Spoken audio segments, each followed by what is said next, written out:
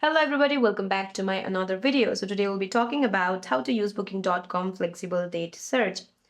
So let me tell you guys, unlike other competitors like Google Flights or Skyscanner, booking.com does not currently offer a standalone flexible date checkbox for general hotel searches.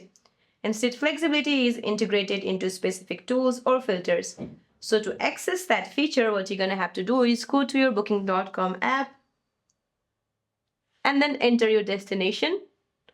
Once you enter your destination, go to dates and then select your dates and then tap on I'm flexible.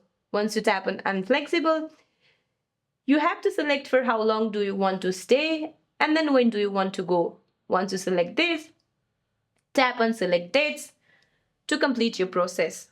So that's it for this video guys. I hope you like this video. See you in my next one.